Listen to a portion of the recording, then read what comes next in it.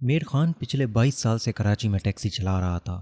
اس زمانے میں کراچی اتنا آباد نہیں تھا، صرف کچھ سینٹرل علاقے گنجان تھے، باقی سب جنگل کا ایریا اور ادھر ادھر بکھری ہوئی چھوٹی چھوٹی آبادیاں تھیں۔ میر خان کے ہاں سب کچھ ٹھیک جا رہا تھا سوائے ایک چیز کے، اس کی ٹیکسی اب پرانی ہونے کی وجہ سے آئے دن خراب ہو رہی تھی۔ ان دنوں وہ ٹیکسی سے اتنا کما نہیں رہا تھا جتنا اس پر خرچہ ہو رہا تھا۔ میر خان یہ بات اچھی طرح سے جانتا تھا اور اسی لیے وہ کسی اچھی اور سستے داموں والی ٹیکسی کی تلاش میں تھا۔ ایک دوپہر اس کے دوست کا فون آیا، ایک بندہ اپنی ٹیکسی بیچنا چاہ رہا ہے اور پیسے بھی بہت کم مانگ رہا ہے، شاید اسے پیسوں کی سخت ضرورت ہے۔ میر خان تو کب سے ہی ایسے موقع کی تلاش میں تھا، اس نے سارے کام وہیں چھوڑے اور فوراً دوست کے پاس جا پہنچا۔ وہ گاڑی اتنی بھی گئی گزری نہیں تھی جتنی سستی وہ آدمی بیچ رہا تھا۔ خیر جو بھی تھا، میر خان نے پہلی نظر میں یہ جان لیا تھا کہ سودا مہنگا نہیں ہے، اس لیے اس نے فوراً سے اپنے جمع پونجی منگوائی، اپنی پرانی ٹیکسی بیچی اور کچھ دوست وغیرہ سے ادھار لے کر اس آدمی کو پیمنٹ کر کے ٹیکسی لے لی۔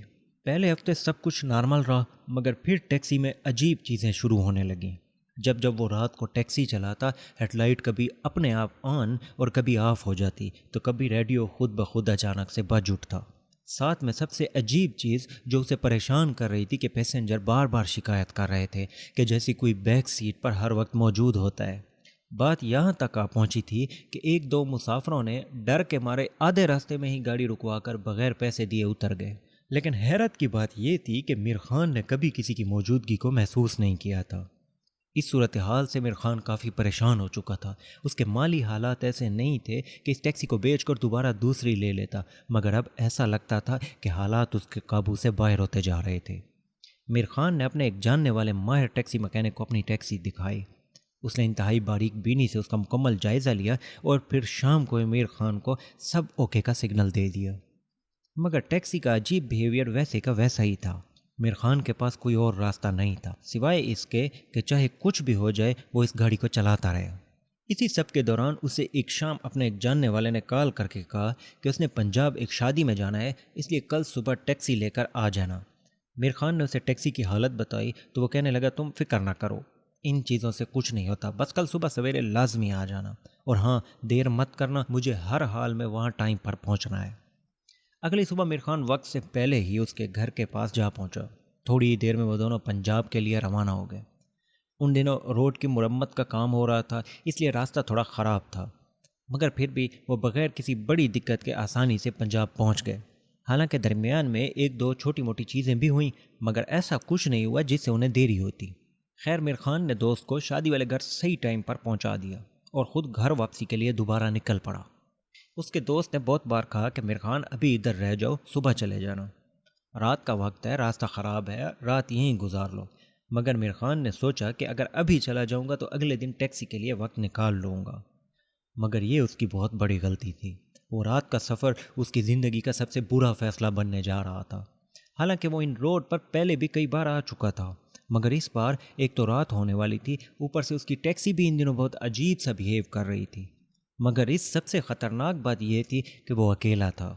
90 کی دہائی میں ان علاقوں میں ڈاکوؤں سے لے کر ہر طرح کے خطرات موجود ہوتے تھے، اس لیے بڑی گاڑیاں بھی ایک ساتھ لائن میں اکٹھا چلا کرتی تھیں تاکہ اگر کوئی مسئلہ ہو جائے تو سب محفوظ رہیں۔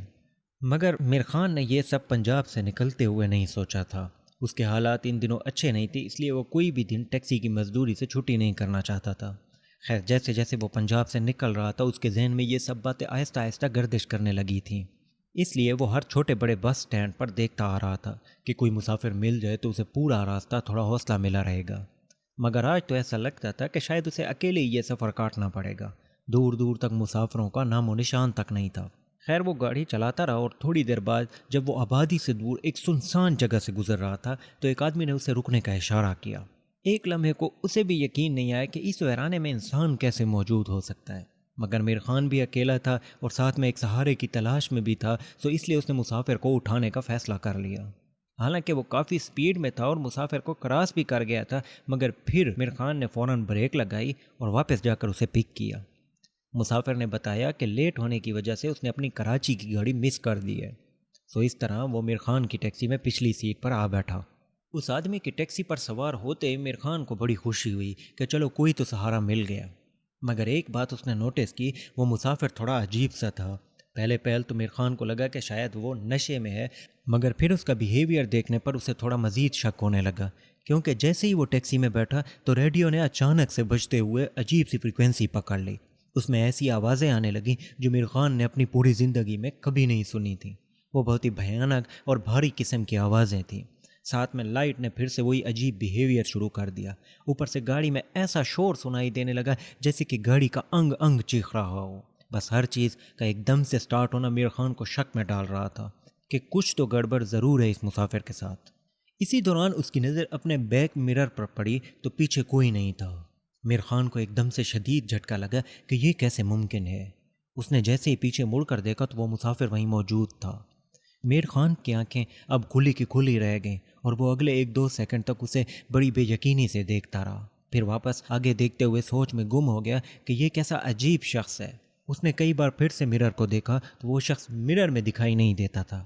اس کے ہاتھ اب آہستہ آہستہ کانپنا شروع ہو گئے تھے۔ وہ جانتا تھا کہ یہ کوئی انسان نہیں ہے، ورنہ ایسے کیسے ممکن ہے کہ کوئی مرر میں دکھائی نہ دے۔ اوپر سے وہ ایسے ویرانے سے گزر رہا تھا جہاں انسان تو کیا پرندہ بھی دکھائی نہیں دے رہا تھا۔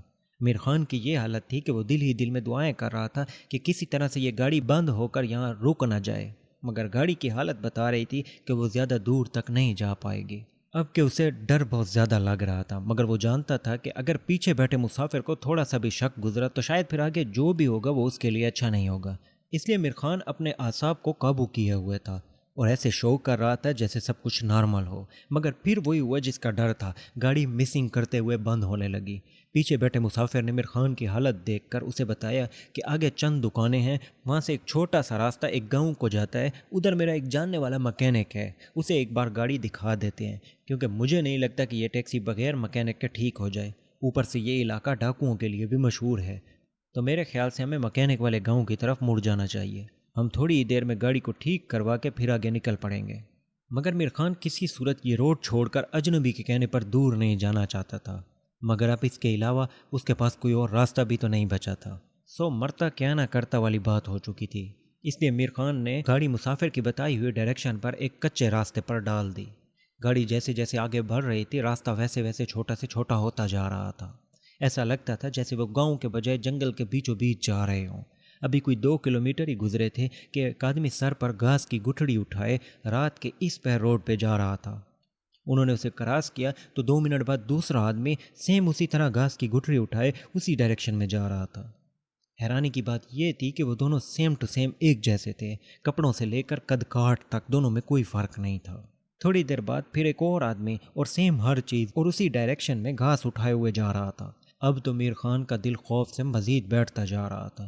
اسے یقین تھا کہ یہ سب کسی صورت اتفاق نہیں ہو سکتا۔ میر خان نے اس آدمی کو کہا کہ یہ تینوں ایک جیسے کیوں تھے؟ تو وہ کہنے لگا یہ تمہارا وہم ہے، تم نے صحیح سے نوٹس نہیں کیا، اور تم فکر نہ کرو یہ مقامی لوگ ہیں، میں انہیں اچھی طرح جانتا ہوں۔ اگلی بار جیسے ہی ایک اور آدمی اسی طرح دکھائی دیا تو میر خان نے نوٹس کیا اس کے ہاتھوں کی موومنٹ بڑی عجیب تھی، وہ کسی صورت نارمل نہیں لگتا تھا۔ یہ دیکھنا تھا کہ میر خان کے پسینے چھوٹ گئے۔ اسے اب اپنے ادھر آنے کے فیصلے پر بہت افسوس ہونے لگا۔ وہ جانتا تھا کہ یہ سب اسے پھنسانے کے لیے کیا گیا تھا اور وہ بھی بے وقوفوں کی طرح اس میں پھنس گیا۔ اس کی ٹیکسی آہستہ آہستہ خود بخود رکنے لگی۔ میر خان نے بہت زور لگایا مگر گاڑی اپنی سپیڈ کم ہی کرتی جا رہی تھی۔ ایسا لگتا تھا جیسے وہ کسی کے قبضے میں چلی گئی ہو۔ اس سے پہلے کہ ٹیکسی رکتی میر خان کو اپنے کندھے پر ایک ٹھنڈی سانس محسوس ہوئی، جیسے کوئی اس کی گردن کے پیچھے ہو۔ اب کہ اسے لگا جیسے اس کی موت بس کچھ ہی لمحے دور ہے۔ اس نے گاڑی کا سٹیئرنگ چھوڑ دیا اور ایک دم سے پیچھے کو مڑ کر دیکھا تو وہ مسافر پورا بھوت بن چکا تھا۔ اس کا چہرہ اتنا خوفناک بن چکا تھا کہ میر خان کی چیخ نکل گئی۔ اس کے جسم بھیانک شکل اختیار کرتے ہوئے بڑھتا ہی جا رہا تھا۔ اس کے ہاتھوں کے ناخن باہر نکل آئے تھے اور پھر اگلے ہی لمحے اس نے میر خان کی گردن کو بہت زور سے پکڑ لیا۔ میر خان اس سے خود کو بچانے کے لیے بہت زور لگا رہا تھا مگر وہ بہت زیادہ طاقتور لگتا تھا۔ میر خان کو اپنا سانس رکتے ہوئے محسوس ہو رہا تھا۔ وہ جان چکا تھا کہ اس کا آخری وقت اب آ چکا ہے۔ اس سے جتنا ہو سکتا تھا وہ اپنی جان بچانے کے لیے کر رہا تھا۔ اسی دوران اس کی گاڑی بے قابو ہو گئی اور پھر ایک درخت سے ٹکراتی ہوئی قریبی زمینوں میں کلٹیاں کھاتے ہوئے دور جا پڑی۔ میر خان آج بھی نہیں جانتا کہ کیسے اس دن وہ حادثے میں بغیر کوئی چوٹ لگے بچ گیا تھا، کیونکہ گاڑی نے جیسے ہی پہلی بار پلٹی کھائی تو میر خان باہر جا گرا اور پھر گاڑی 3 سے 4 مزید کلا بازیاں کھاتے ہوئے دور جا گری۔ اس سب سے میر خان کو اتنا موقع مل گیا کہ وہ بھاگ سکے، اور اس نے کیا بھی یہی۔ اس نے بغیر سوچے سمجھے بس ایک طرف دوڑ لگا دی۔ وہ بھوت ابھی سنبھل ہی رہا تھا کہ میر خان قریبی زمینوں سے ہوتا ہوا گھنے درختوں میں دوڑ کر چلا گیا۔ اس رات میر خان بہت دیر تک بھاگتا رہا۔ اس کا جسم کانٹوں سے چھلنی ہو چکا تھا، جگہ جگہ سے خون بہہ رہا تھا، مگر وہ بس اپنی جان بچانے کے لیے بھاگے ہی جا رہا تھا۔ کوئی 1.5 گھنٹہ بھاگنے کے بعد اسے ایک چھوٹا سا گاؤں دکھائی دیا۔ وہ فوراً اسی طرف بھاگ کر جا پہنچا۔ رات کے اس پہر اسے دیکھتے ہی وہاں کے کتوں نے شور مچانا شروع کر دیا۔ شور سے کچھ لوگ باہر نکلے تو میر خان نے انہیں اپنا سارا قصہ سنایا۔ انہوں نے میر خان کو تسلی دی کہ تم فکر نہ کرو، اب تم محفوظ ہو، اور پھر اس کے سونے کے لیے بستر وغیرہ بنا دیا گیا۔ اگلی صبح جب میر خان نے گاؤں والوں کو اپنی رات کی کہانی سنائی تو انہوں نے کہا، یہ پہلی دفعہ نہیں ہوا، تمہارے ساتھ جو کچھ بھی گزرا وہ یہیں اسی راستے پر روز کا معمول ہے۔ اس علاقے کے لوگ ان بھوتوں سے تنگ آ چکے ہیں۔ کئی بار ہم نے مل کر پولیس سے شکایت بھی کی ہے، مگر پولیس کیا کرے؟ ہر بار بس ایک ہی ہدایت ملتی ہے، رات کو اس علاقے سے کوئی سواری نہیں اٹھائی جائے۔ انہوں نے میر خان کی طرف دیکھ کر کہا، جتنے بھی حادثے ہوئے ہیں ان میں ایک چیز کامن ہے، سب نے کسی انجان مسافر کو گاڑی میں بٹھایا اور پھر ان کی گاڑی یا تو خراب ہو گئی یا پھر غائب ہو گئی، اور مسافر بھی اس کے ساتھ۔ ایسا لگتا ہے جیسے یہ بھوت سب کو ادھر لے آتے ہیں۔ وہ بھوت نہ صرف یہ کر رہے ہیں بلکہ ہماری فصلوں سے لے کر مال مویشیوں تک کو بھی آئے دن لے جاتے ہیں۔ ہم سے جو ہو سکتا ہے ہم نے کیا ہے، مگر ان جنات کا مکمل خاتمہ کرنے کے لیے ہم کیا کریں؟ ہمیں اسی بات کی سمجھ نہیں آ رہی۔ ان کے چہرے بتا رہے تھے کہ وہ ان سے بڑے عرصے سے تنگ تھے، مگر بیچاروں کا بس نہیں چل رہا تھا کہ ان بھوتوں سے جان چھڑائیں۔ میر خان کو اپنی ٹیکسی کا سوچ کر اور بھی پریشانی ہو رہی تھی کہ اب اس کا کیا ہوگا۔ خیر، گاؤں والوں نے جب میر خان کی یہ حالت دیکھی تو کچھ جوان اکٹھے ہو کر میر خان کے ساتھ اس کی ٹیکسی ڈھونڈنے نکل پڑے۔ سب مل کر اس جگہ پہنچے جہاں رات کا واقعہ ہوا تھا، تو وہاں میر خان کی ٹیکسی روڈ کی سائڈ پر زمینوں میں دھنسی ہوئی کھڑی تھی۔ اس کی حالت رات کے ایکسیڈنٹ کے بعد بہت بری ہو چکی تھی، مگر چلائی پھر بھی جا سکتی تھی۔